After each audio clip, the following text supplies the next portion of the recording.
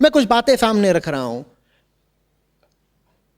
मुझे नहीं मालूम मैं उनको पूरी तरह समझा सकता हूं या नहीं, पर अगर आप में जरा भी अंतर्दृष्टि होगी तो आप संबंध बैठा पाएंगे। दुनिया की आबादी का बहुत बड़ा तबका है जो अब यह कहने में गौरव महसूस करता है कि पदार्थ है और सिर्फ पदार्थ है और पदार्थ के अतिरिक्त कुछ नहीं है।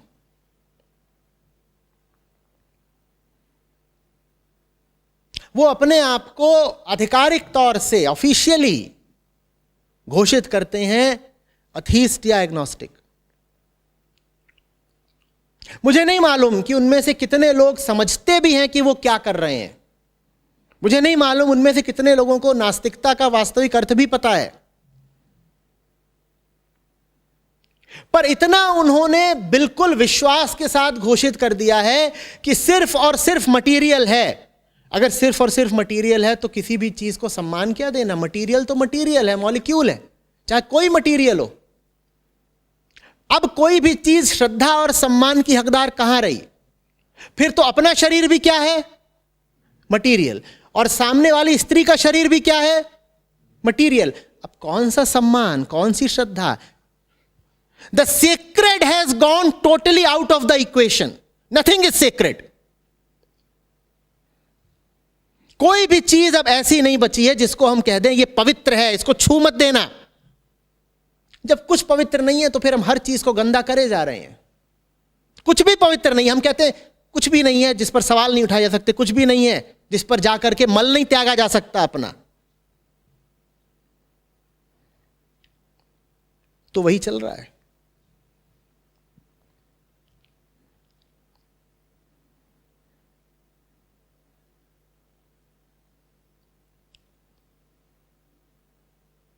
भोग की ओर प्रेरित करने वाली ताकतें दिन ब दिन और मजबूत होती जा रही हैं।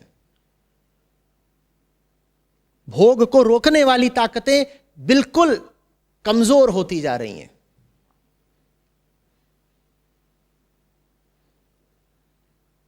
अब तो समय इंस्टेंट ग्रेटिफिकेशन का है ना।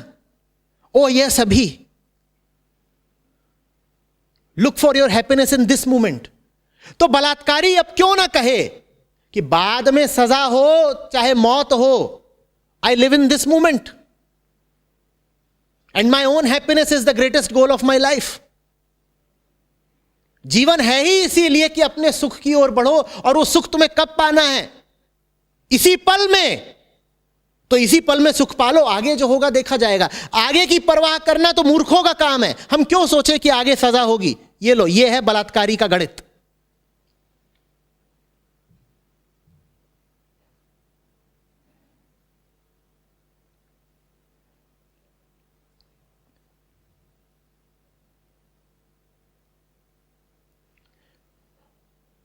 मुझे अचंभा होता है, एक टीवी चैनल में लिखा आ रहा था बलात्कार की बेचारी पीड़िता के साथ, उसका नाम लिख के लिखा हुआ था बिटिया। मान लो उसका कुछ नाम है, कुछ भी नाम है, कोई नाम ले लो, काल्पनिक नाम, रेखा। तो वैसे भले ही अगर उसका नाम आता तो कह देते रेखा, पर अब कुछ मामला ऐसा हुआ था कभी, तो उसके साथ लिखा आ रहा है रेखा बिटिया। रेखा बिटिया के अपराधियों को सजा दो, ऐसा बड़ा बड़ा स्क्रीन में लिखा हुआ आ रहा था, रेखा बिटिया के अपराधियों को सजा दो। ठीक। और उसके तुरंत बाद एक रियलिटी शो चला दिया जिसमें 6 साल की लड़की नाच रही है और उसके इर्द गिर्द 6-7 पुरुष नाच रहे हैं। और वो गाना क्या है जिस पर वो नाच रही है मुझे ठीक से याद नहीं, पर एक नंबर का कामोत्तेजक गाना, और उस पर 6 साल की लड़की को तुम नचा रहे हो। और सबसे ज्यादा दुखद बात, उसी लड़की के मां बाप ऑडियंस में बैठ के ताली बजा रहे हैं। और इस न्यूज चैनल को समझ में भी नहीं आ रहा कि थोड़ी देर पहले तुम बिटिया बोल रहे थे और अब जो बिटिया है उसको तुम क्या कर रहे हो? अब बलात्कार होगा कि नहीं होगा? जाकर सजा दो ना इस न्यूज़ चैनल को, और जाकर सजा दो उस फिल्म प्रोड्यूसर को जिसकी फिल्म में वो गाना था, और जाकर सजा दो उस अभिनेत्री को जो उस गाने पर अर्धनग्न नाची थी, और जाकर सजा दो उन सब लोगों को जो उस फिल्म का 200-200, 300-300 का टिकट लेके देखने गए थे और उस प्रोड्यूसर की जेब में 300 करोड़ का मुनाफा भरा था। उनको सजा क्यों नहीं दे रहे? हम सजा की मांग करते हैं घर बैठ करके। एक न्यूज़ चैनल पर सजा की मांग चल रही है, दूसरे न्यूज़ चैनल पर एक रियलिटी शो चल रहा है जिसमें हद दर्जे की कामलोलुपता दर्शाई जा रही है। आपको ये विरोधाभास दिखाई नहीं देता? फिर आप कहते हो अरे अरे वो लोग बड़े खराब है जो बलात्कार करते हैं। वो लोग निश्चित रूप से बहुत खराब है जो बलात्कार करते हैं, पर पूरी बात करो। उनकी बात कौन करेगा जो पूरे देश में बलात्कार का माहौल बना रहे हैं, और देश में नहीं पूरी दुनिया में। उनकी बात कौन करेगा?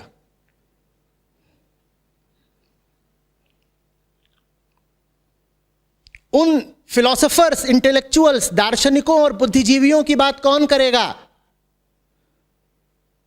जिन्होंने हमें समझा दिया है कि खुशी के लिए ही तो जिया जाता है?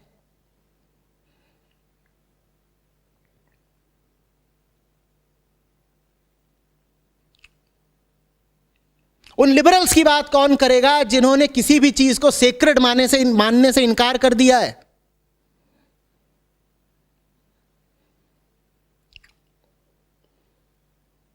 उन उद्योगपतियों की कौन बात करेगा जो 1000 तरीके के विज्ञापन दे करके हमें भोग की तरफ प्रेरित करते रहते हैं? और भूलिएगा नहीं, अधिकांश विज्ञापनों में एक अर्धनग्न लड़की ही होती है जो आपको भोग के लिए उकसा रही होती है।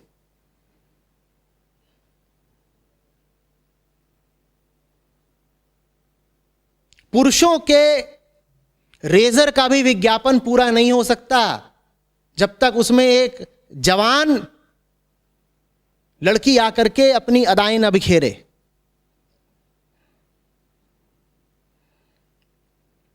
पुरुषों के अंतर वस्त्रों का, चड्डी और बनियान का भी विज्ञापन नहीं हो सकता अगर उसमें कोई लड़की नहीं घूम रही।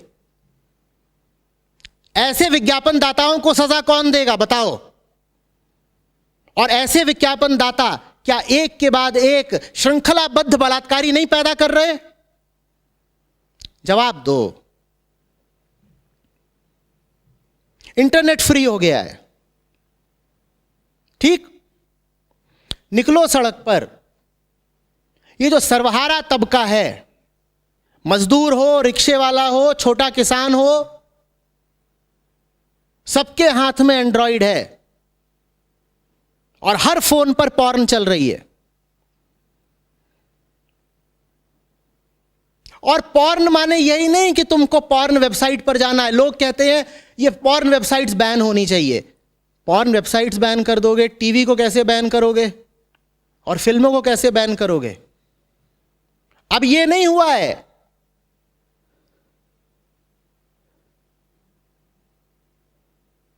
कि लोग या तो फिल्म देखते हैं या पॉर्न देखते हैं। अब यह हुआ है कि फिल्म ही पॉर्न है।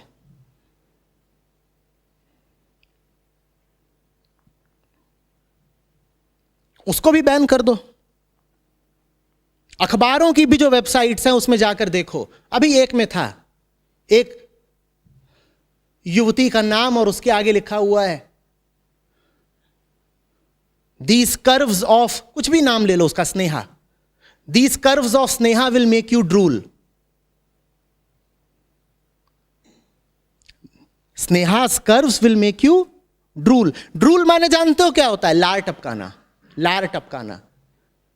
और यह बात एक पॉर्न वेबसाइट नहीं कह रही, ये एक प्रतिष्ठित समाचार पत्र की वेबसाइट बोल रही है कि स्नेहा के उभार देख करके तुम लार टपकाना शुरू कर दोगे। यह समाचार पत्र की हेडलाइन है, ये न्यूज आइटम है।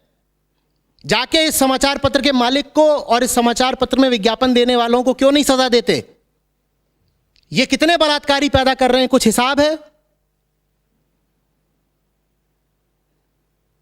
ये ड्रूल माने क्या होता है? तुमने कैसे लिख दिया? क्या ये महिलाओं का अपमान नहीं है? कहां है हमारा इंटेलिजेंशिया? कहां है हमारे लिबरल्स? कैसे लिख रहे हो? Sneha's curves will make you drool. और ये हॉट माने क्या होता है? Which of these babes is the hottest? ये हॉट माने क्या होता है बताओ? हॉट माने यही ना, कामोत्तेजक। किसको देख करके तुम में कामोत्तेजना आ जाती है? जब यह लिखा जाता है तब इनको कोई सजा क्यों नहीं देता? और मैं ये सब इसलिए नहीं बोल रहा हूं क्योंकि मैं हिंदुत्व का पैरोकार हूं या भारतीय संस्कृति का पक्षधर हूं। मुझे एक बात पता है कि अगर आपके मन में बार बार कचरा भरा जा रहा है तो आप जीवन में कोई सार्थक काम नहीं कर सकते। और बार बार आपको स्त्री के शरीर को भोगने के लिए लालायित करा जा रहा हो, यह मन में कचरा ही भरने की बात है। मैं बिल्कुल आध्यात्मिक दृष्टि से इनका विरोध कर रहा हूं,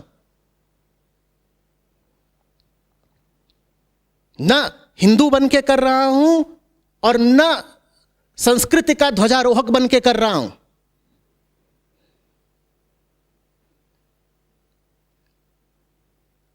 मैं बहुत सीधे साधे इंसान की तरह पूछ रहा हूं, यह सब जो तुम कर रहे हो, इससे तुम बलात्कारियों की ही फसल नहीं पैदा कर रहे तो और क्या कर रहे हो?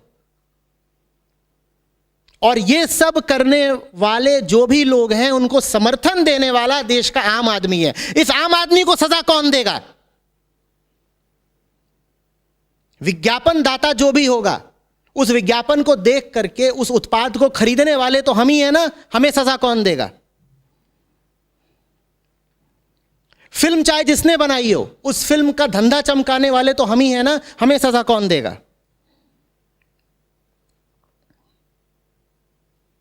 कितने ही नेता हैं अब जिनकी राजनीति चल ही इस पर रही है कि मारो हिंसा, मारो हिंसा। उनकी बात सुन सुन करके अगर आदमी भी हिंसक हुआ जाता हो तो उन नेताओं को सजा कौन देगा?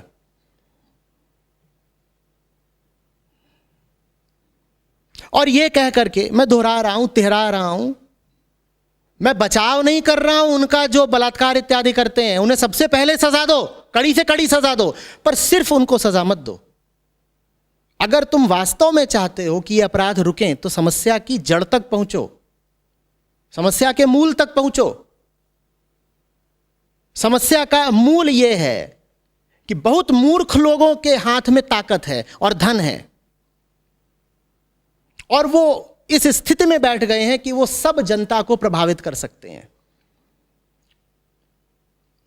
मीडिया के कॉलमिस्ट भी वो हैं और मीडिया के ओनर भी वही हैं। इन सब में साझा क्या है? एक चीज, अध्यात्म से इन्हें कोई सरोकार नहीं, सच्चाई की इन्हें कोई तलब नहीं।